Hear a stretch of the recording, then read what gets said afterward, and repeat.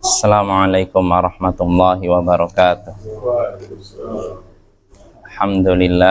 Alhamdulillahi ala ihsani wa syukru lahu ala taufiqihi wa amtinani wa asyhadu an la ilaha illallah wahdahu la syarika lahu ta'ziman li sya'ni wa asyhadu anna Muhammadan abduhu wa rasuluhu da'i ila ridwani wa sallallahu wa sallama alaihi wa ala alihi wa sahbihi wa ikhwani. Amma ba'd, ayyuhal ikhwah, azzani wa azzakumullah, saudara-saudaraku yang semoga dimuliakan oleh Allah. Kita bertemu kembali di malam Kamis untuk mengkaji pembahasan akidah menggunakan kitab Khudh Aqidatak minal kitabi was sunnati sahihah.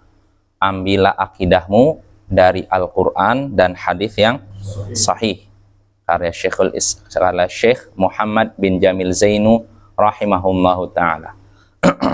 Ya, pada pertemuan sebelumnya kita sudah masuk judul bab al-amalu bil Qur'ani wal hadis, mengamalkan Al-Quran dan hadis. Ya, Al-Quran dan hadis, tidak disebutkan Al-Quran titik, tapi Al-Quran ditambah dengan hadis. Ya, apa alasannya nanti akan kita bahas.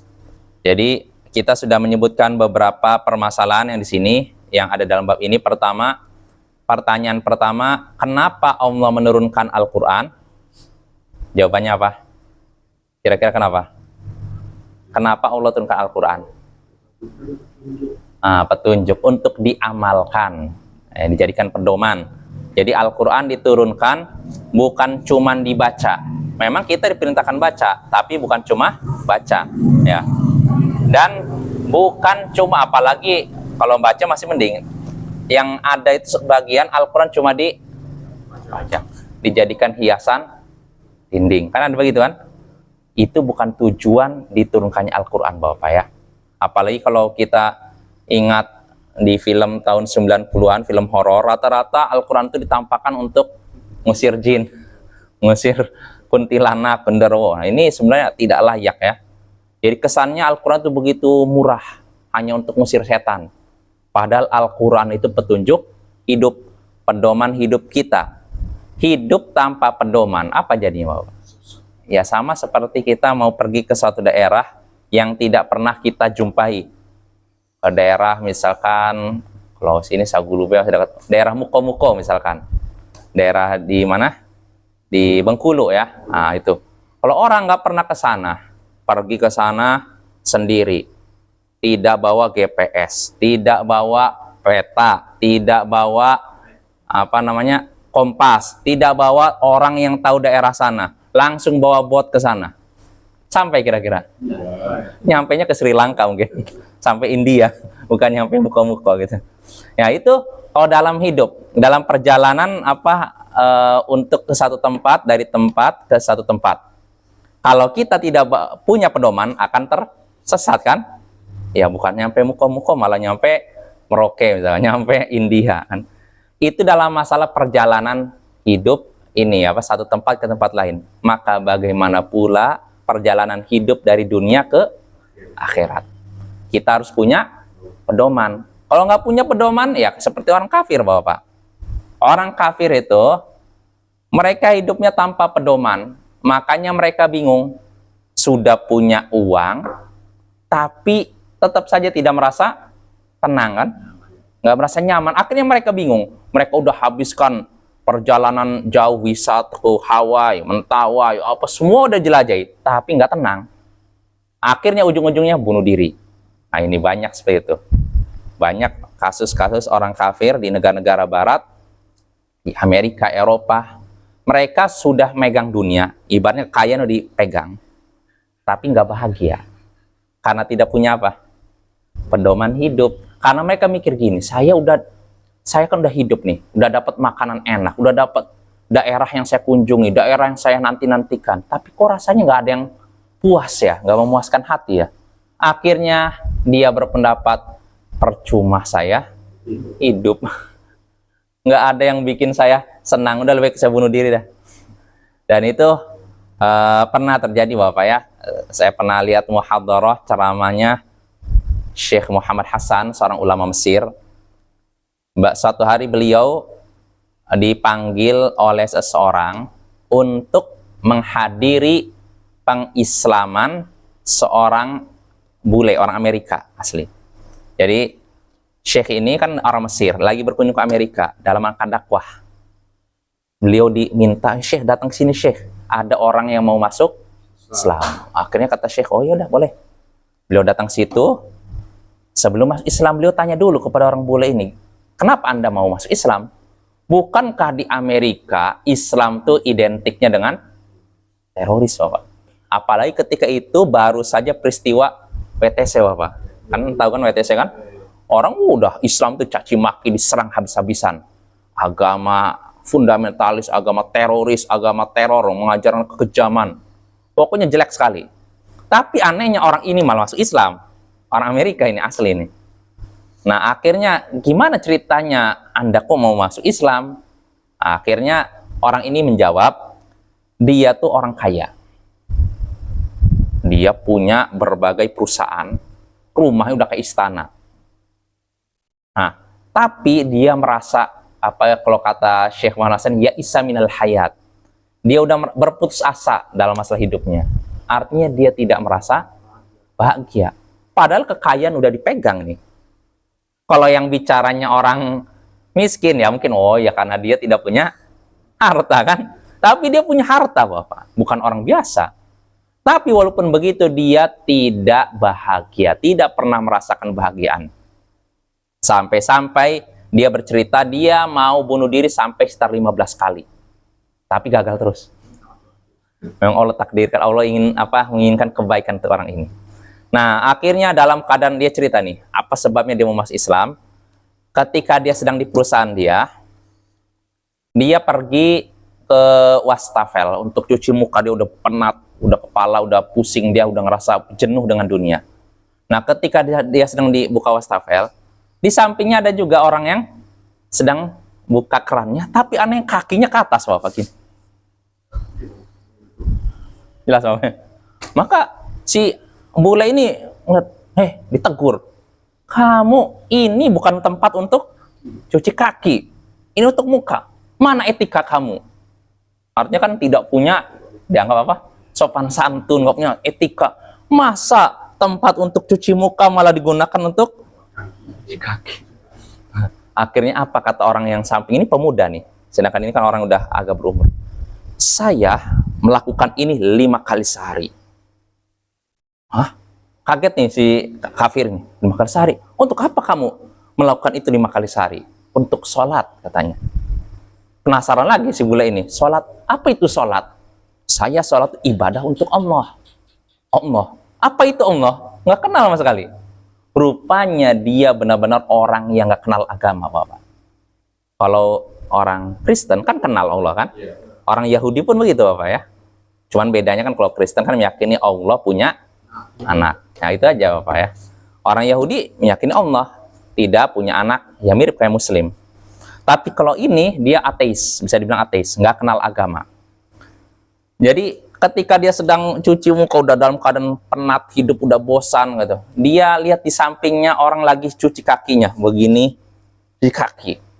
Ditegur lah. Sopan dikit lah. Mana etika kamu?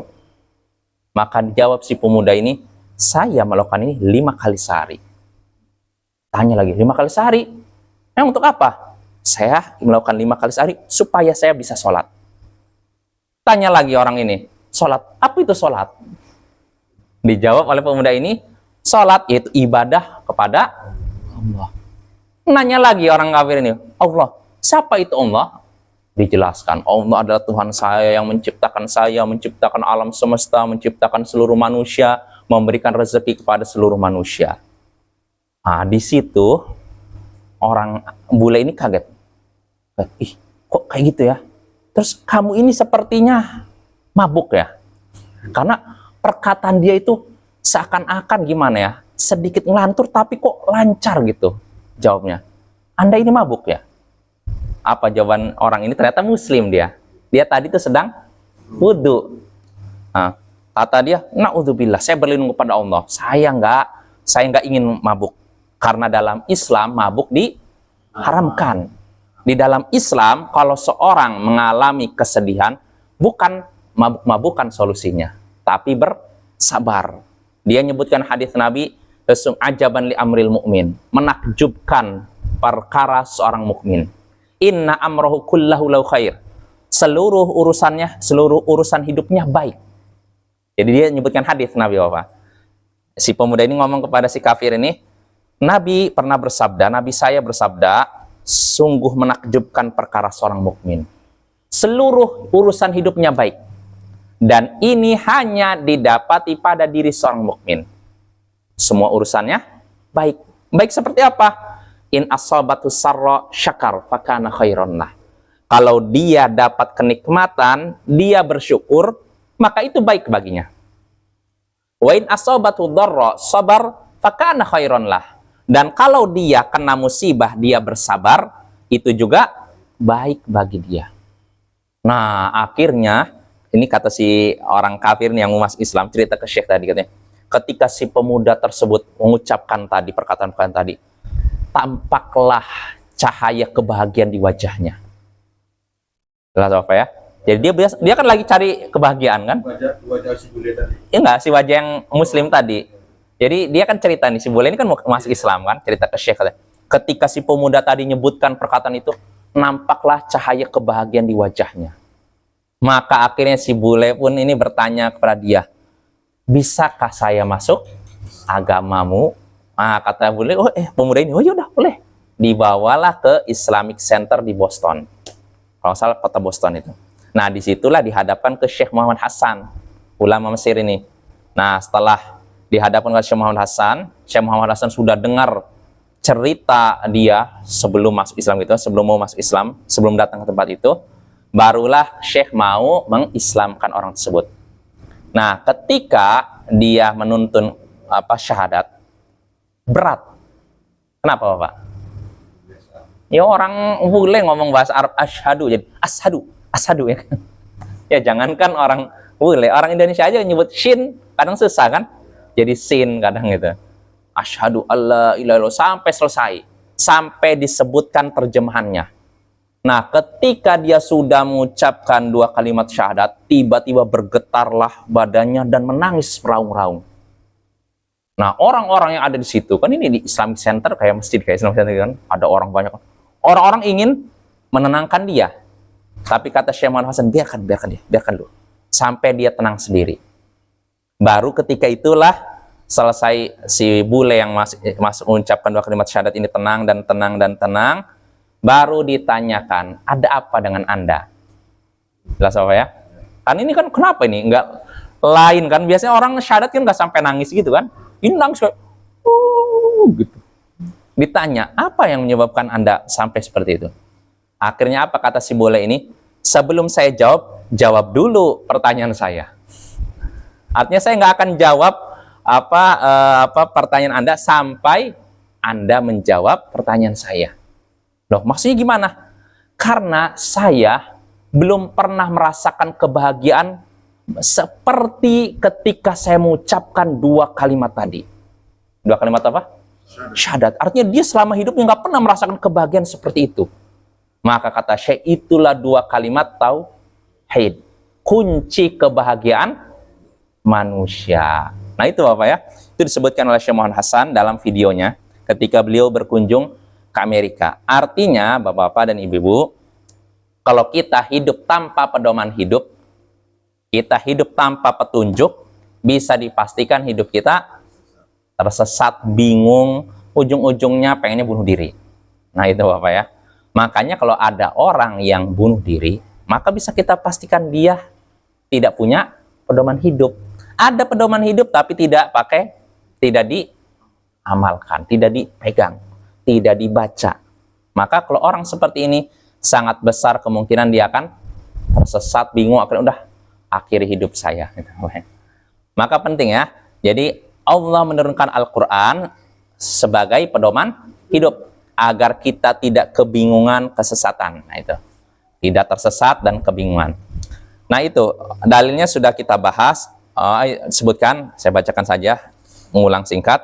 Allah berfirman dalam surat Al-A'raf, "Ittabi'u ma unzila ilaikum mir rabbikum." Ikutilah apa yang telah diturunkan kepada kalian dari Tuhan kalian. Ikutilah apa yang telah diturunkan kepada kalian dari Tuhan kalian.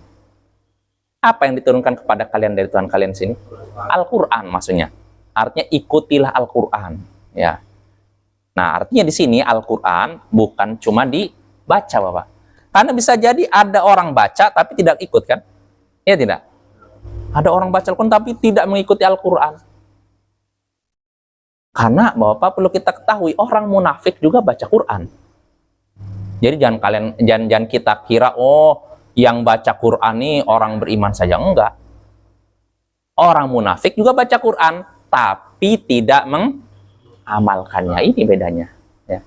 Makanya Nabi pernah memberikan perumpamaan orang mukmin dalam hadis Sahih Bukhari, orang mukmin yang membaca Al-Quran dan mengamalkannya seperti raihana. Raihana itu apa ya istilahnya?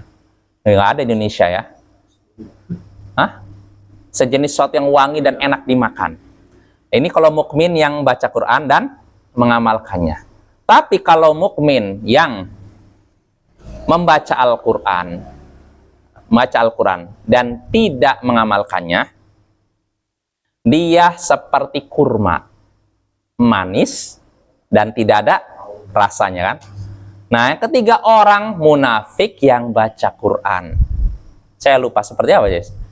Baunya wangi, tapi ketika dimakan, pahit. Nah, gitu. Nah, artinya di sini orang munafik juga baca Quran. Ini kalau orang munafik baca Quran, dan ada orang munafik yang dia tidak baca Quran dan tidak juga mengamalkannya. Nah, ini seperti apa? Buah apa saya lupa itu, yang kalau nggak ada aroma dan kalau dimakan pahitnya luar biasa. Nah, artinya Bapak, masalah Al-Quran ini petunjuk hidup, tidak cuma untuk dibaca, tapi diamalkan. Makanya Allah katakan, ikutilah apa yang diturunkan kepada kalian dari Tuhan kalian. Allah tidak katakan bacalah. Jelas ya? Kalau baca dengan ikut beda. Baca ya sekedar baca aja. Tapi Allah katakan ikutilah. Artinya bukan cuma dibaca, tapi juga diamalkan. Ya. Ini dalil Al-Quran. Ada pun dalil hadis, kata Syekh ini, Syekh menyebutkan, wa qala sallallahu alaihi wasallam, iqra'ul Qur'an wa'malu bihi wa la ta'kulu bihi. Sahihun rawahu Ahmad. Bacalah Al-Quran dan amalkanlah. Baca lalu amalkan. Lihat tuh. Dan jangan memakan lewat Al-Quran. Jangan cari makan lewat Al-Quran. Maksudnya apa, Bapak? Ya, orang cari dunia lewat Al-Quran. Ya, contohnya, saya berikan contoh seperti yang sudah kita bahas pada pertemuan sebelumnya. Ngemis. Baca-baca Al-Quran. Setelah itu langsung. Nah, ini nyata. Saya pernah alami sendiri di Jakarta begitu. Saya naik bis, saya pikir orang ini mau ngamen. Karena biasanya kalau ada orang naik ke bis yang bukan penumpang, cuma dua kemungkinan. Ngamen atau ngemis. Jelas apa ya? Tapi saya perhatikan orang ini, orangnya nggak terlalu tua sebenarnya. Masih umur 50-an gitulah. Dia naik ini pakai peci pula. Pecinya agak putih lah. Setelah dia naik, tiba-tiba dia buka ini, kayak buku, oh Al-Quran ternyata. Setelah itu dia baca, nggak jelas bacanya. Panjang pendeknya berantakan, suara apa, huruf-hurufnya nggak jelas pula. Nah, selesai baca, selesai. Nah, ini Bapak, ini masuk dengan hadis tersebut. Jangan makan lewat Al-Quran. Artinya jangan gunakan Al-Quran untuk cari makan, cari dunia, nggak boleh. Jelas Bapak ya. Lain halnya kalau seorang begini, dia ngajarkan Al-Quran. Niat dia untuk mencari pahala dari Allah. Lalu setelah itu ada orang yang ingin memberikan istilahnya apa? Balas jasa, atau mungkin ya udahlah supaya Anda ini apa? Fokus ngajar, nggak biar anak ini nggak terbengkalai, udah nih uang untuk inilah istilahnya apa ya? Istilahnya mukafah. Mukafah bahasa Indonesia apa ya? Honor atau apa? Ini nggak masalah. Yang penting niatnya Allah. cari pahala akhirat. Tapi kalau niatnya semata-mata dapat itu, amplop itu, boleh? Jangan ya. Hina sekali Al-Quran digunakan untuk cari dunia, Bapak ya. Naudzubillah min dzalik. Jelas Bapak ya. Jadi jangan kita mengemis lewat membaca Al-Quran ya. Al-Quran, gunakan Al-Quran untuk tujuan yang mulia. Nah itu pertanyaan pertama. Lalu pertanyaan kedua yang disebutkan Syekh ini, ma hukmul amali bil hadits sahih? Nah ini pada pertanyaan sebelumnya di sini. Atau yang tiga, apa hukum mengamalkan hadis sahih? Jawabannya apa? Wajib ya. Berdasarkan firman Allah Ta'ala, wa ma atakumur rasulu fakhudhu. Bismillah. Apa yang diberikan Rasul kepada kalian, ambillah. Dan wa ma nahakum anhu fantahu. Dan apa yang dilarang oleh Rasul, maka tinggalkanlah. Artinya kalau disuruh ambil, wajib atau bagaimana? Wajib ya. Lalu itu dari Al-Quran. Dalam hadis, wa alaikum bisunnati wa sunnatil khulafa'ir rasyidin al-mahdiyyin tamassaku biha. Sahihun rawahu Ahmad. Hendaknya engkau memegang sunnahku dan sunnah para khalifah yang lurus dan terbimbing setelahku. Peganglah erat-erat itu semua. Nah, di sini Bapak, Nabi menyuruh untuk mengambil sunnah beliau. Artinya, kalau disuruh ngambil sunnah beliau, sabda beliau harus diamalkan. Jelas Bapak ya? Nah, ini berarti hadis Nabi harus diamalkan. Hadis yang sahih. Karena hadis kan ada tiga. Sahih, benar-benar sampai Nabi. Lalu kedua lemah. Lalu ketiga palsu. Yang hadis lemah dan palsu tidak wajib diamalkan. Bahkan tidak boleh diamalkan kalau bertentangan dengan agama. Tapi kalau yang sahih, wajib diamalkan. Wajib diterima sebenarnya ya. Adapun diamalkannya tergantung hukumnya. Bisa jadi kalau dalam suatu masalah hukumnya wajib, bisa jadi sunnah dan semacamnya. Nah itu Bapak ya. Lalu itu pertanyaan kedua. Sekarang ketiga. Ini sampai sini kalau nggak salah tiga ya. Pertanyaan ketiga, kata Syekh sini, hal nastaghni bil Qur'ani 'anil hadis? Apakah boleh kita mencukupkan dengan Al-Qur'an dan tidak perlu hadis? Artinya udah saya cukup Al-Qur'an aja dah, nggak perlu hadis. Jawabannya gimana? Boleh tidak? Nggak boleh. Kata Syekh, la nastaghni bil Qur'ani 'anil hadis. Tidak boleh kita mencukupkan diri dengan Al-Qur'an tanpa hadis. Ya, kenapa? Syekh menyebutkan dalilnya, qala Allah Ta'ala wa anzalna ilaika dzikra litubayyina lin-nasi ma nuzzila ilaihim. Kami telah turunkan kepadamu adzikr, Al-Qur'an, agar engkau menjelaskan kepada manusia apa yang diturunkan kepada mereka. Nah, lihatlah Bapak. Allah menyatakan Allah menurunkan Al-Qur'an kepadamu. Mu di sini siapa? Nabi Muhammad SAW, agar engkau menjelaskan kepada mereka, kepada umat manusia, apa yang diturunkan kepada mereka. Yang diturunkan kepada mereka apa? Al-Quran kan? Jadi Nabi di sini tugasnya menjelaskan tentang Al-Quran. Karena kalau Allah turunkan Al-Quran begitu saja, tanpa dijelaskan, jadinya bagaimana? Bingung ya. Contohnya, ada tidak jumlah rakaat sholat di Al-Quran? Keterangannya tidak ada. Sholat subuh 2 rakaat tidak ada. Terus cara takbir begini atau begini ada dalam Al-Quran. Terus tahu dari mana sholat begini? Hadis Nabi. Karena kalau kita nyari Al-Quran, baca Al-Fatihah, baca ya Al-Fatihah sampai surat An-Nas, nggak ada keterangan sholat 5 waktu 17 rakaat, nggak ada. Dan tidak ada keterangan kalau takbir kita bisa begini dan bisa begini. Ada. Jadi kalau gitu gimana cara sholatnya? Bingung kan? Ya makanya kita bisa tahu cara sholat yang benar seperti ini, cara haji yang benar seperti ini. Dari mana? Hadis. Kalau Al-Quran nggak disebutkan. Al-Quran cuma petunjuk secara umum. Rinciannya ada dalam hadis. Ya. Contohnya seperti sudah kita bahas pada pertemuan sebelumnya dalam hadis dalam Al-Quran, wassariqu wassariqatu faqta'u aydiyahuma jazaa'an bima kasaba. Pencuri laki-laki dan pencuri perempuan, potonglah tangan keduanya sebagai balasan atas apa yang mereka lakukan. Artinya di sini dalam ayat ini, kalau ada orang mencuri, baik laki-laki dan perempuan, maka hukumannya apa? Potong. Tangannya dipotong. Pertanyaan Bapak, kalau tangan itu dari mana? Berarti kalau mencuri apa dipotong ini ya? Atau ini? Atau ini? Kalau dalam Al-Quran kan umum kan? Potong tangan. Tangan itu mana? Setahu kita kan yang namanya tangan tuh sini kan? Jadi potong ininya. Nah, kalau kita pakai Al-Quran aja bingung. Lah, kita tahu yang benar mana? Lewat apa? Hadis. Dalam hadis sebutkan ini, Bapak. Jadi orang tuh kalau mencuri, hukumannya dipotong, bukan semuanya, tapi ini. Ini aja. Jadi nggak sampai sini. Apalagi sini. Di sini. Dan ini pun, kata Nabi, selama apa curiannya lebih dari 1/4 dinar. Artinya kalau kurang dari 1/4 dinar, nggak ada. 1 dinar sama dengan 4,25 gram emas. Berarti 1/4-nya, ya berarti 1 gram emas lah kurang lebih lah. 1, berapa gram emas? 1 gram emas berapa? Berapa Pak 1 gram emas? 1 juta. Nah itu. Artinya baru dipotong tangan kalau curiannya udah 1 juta. Ini kalau misalnya anggap 1 gram itu 1 juta.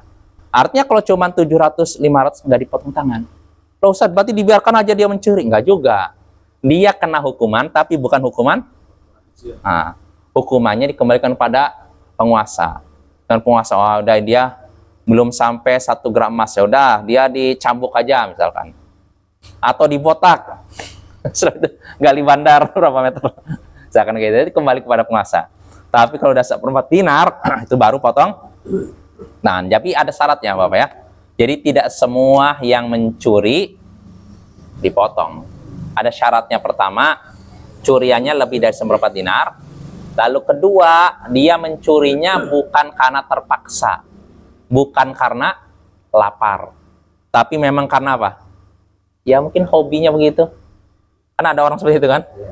Dia mencuri bukan karena pengen makan, bukan. Tapi karena, wah saya butuh HP model baru lah, ada saya curi itu lah.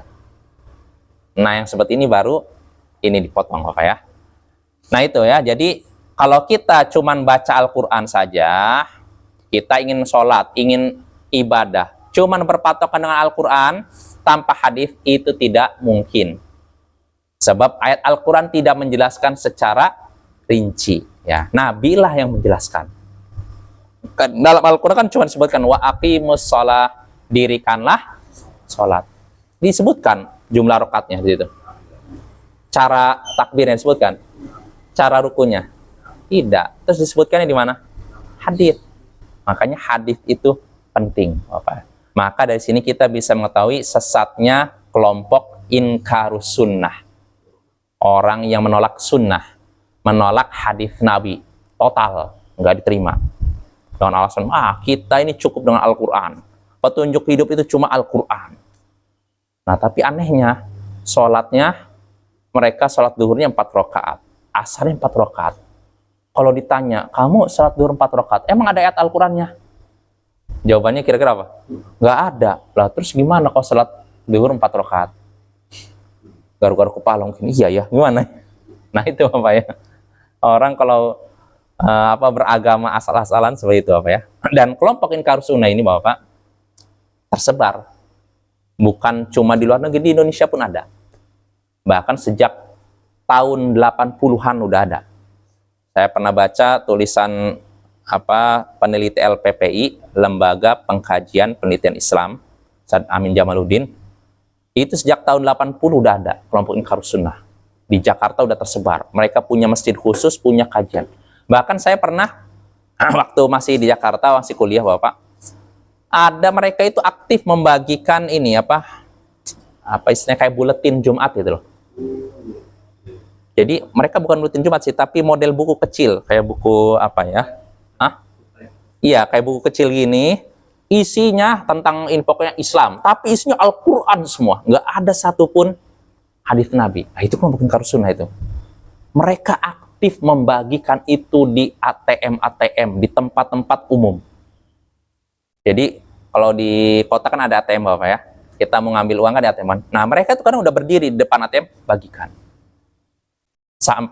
Sambil dikasih kayak kotak untuk infaknya. Ini kalau mau ngasih, kalau nggak dikasih nggak apa, yang penting dibagikan. Bayangkan, mereka semangat menyebarkan kesesatannya. Maka kalau kita tahu petunjuk, jangan sampai kita malah malas menyebarkannya. Orang sesat aja semangat menyebarkan kesesatan. Masa orang yang tahu petunjuk malah malas menyebarkan petunjuk dari Allah. Maka Bapak harus semangat menyebarkan kebenaran ya. Kalau kita semangat menyebarkan kebenaran, kebatilan akan kita semangat menyebarkan tauhid.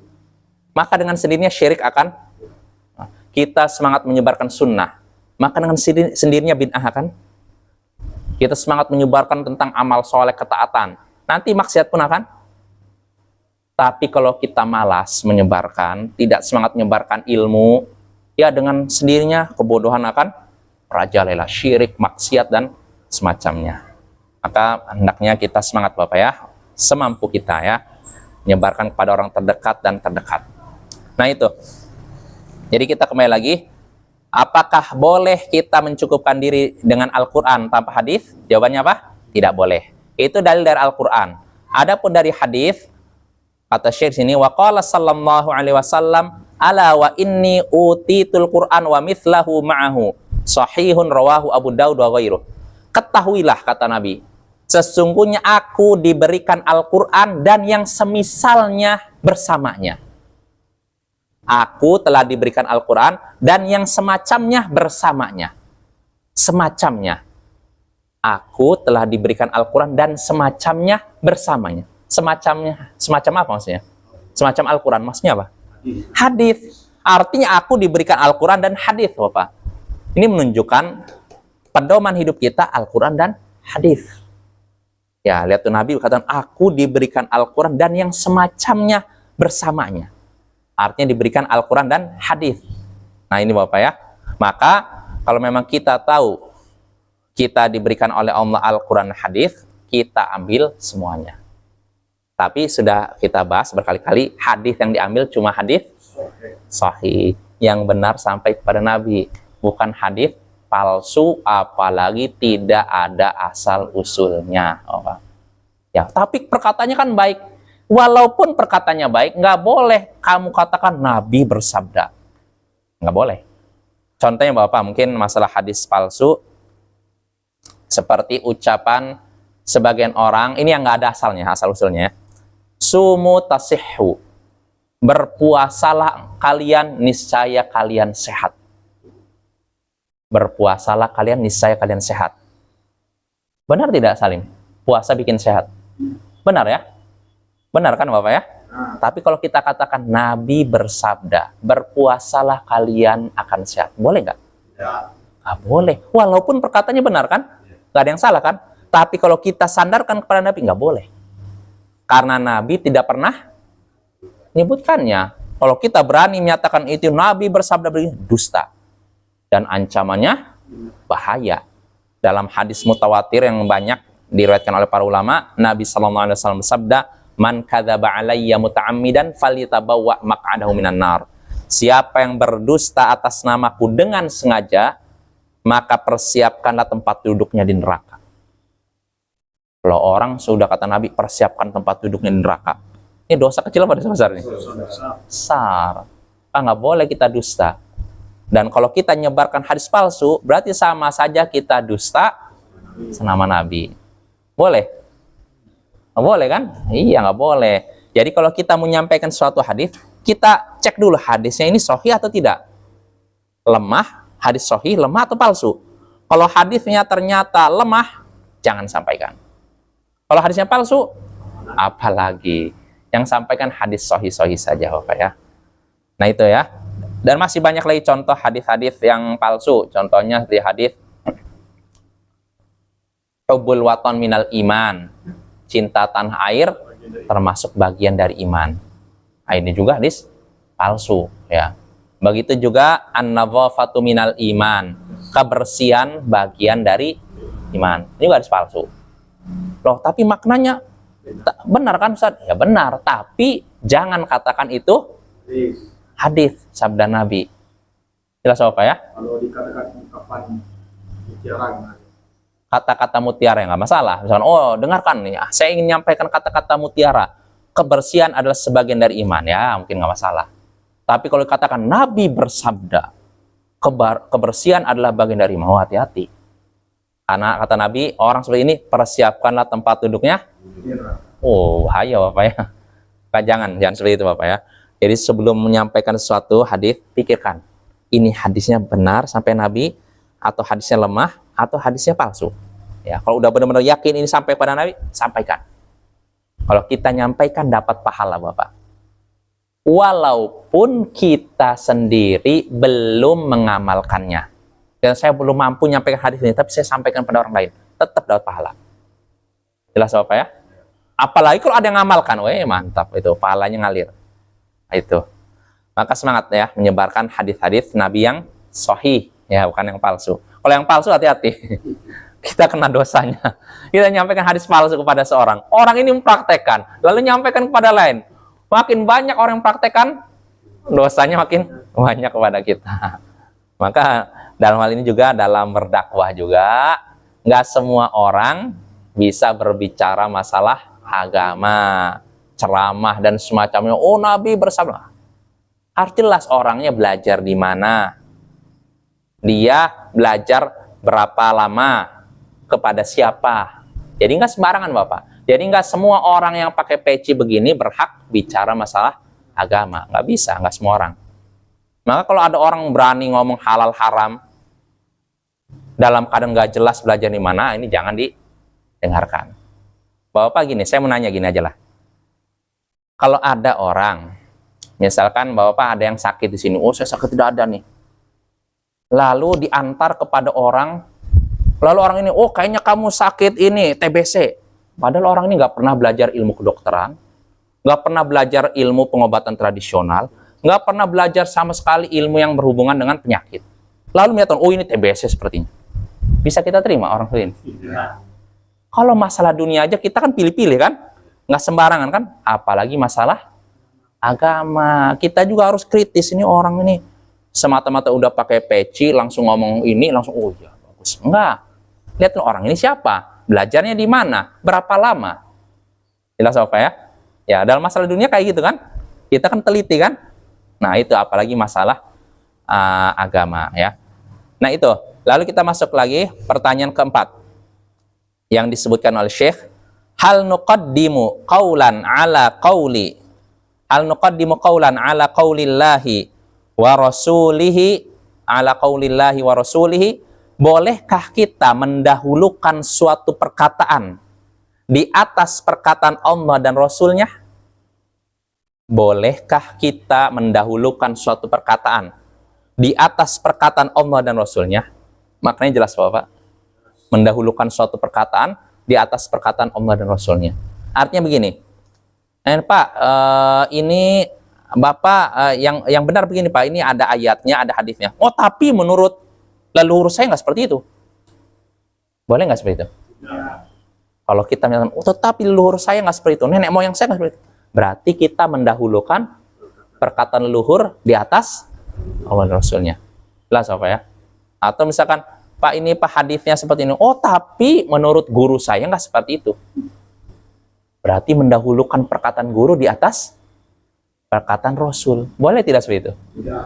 Nah, jawabannya kata Syekh ini, Syekh Muhammad Jamal Zainu, al-jawab, la nuqaddimu qawlan ala qawlillahi wa rasuli. Tidak boleh kita mendahulukan ucapan siapapun di atas perkataan Allah dan Rasulnya. Nggak boleh.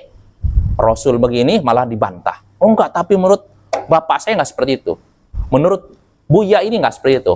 Menurut Kiai ini nggak seperti itu. Nggak boleh. Kenapa nggak boleh? Liqaulihi ta'ala, berdasarkan firman Allah Ta'ala, ya ayyuhalladzina amanu la tuqaddimu baina yadayillahi wa rasulih. Suratul Hujurat. Hai orang-orang beriman, jangan kalian mendahului Allah dan Rasulnya. Artinya jangan kalian mendahulukan ucapan manusia di atas ucapan Allah dan Rasulnya. Nggak boleh. Gambarnya seperti tadi Bapak. Ini begini, tapi menurut Bapak saya nggak seperti itu. Menurut guru saya dulu, saya belajar sama guru saya nggak seperti itu.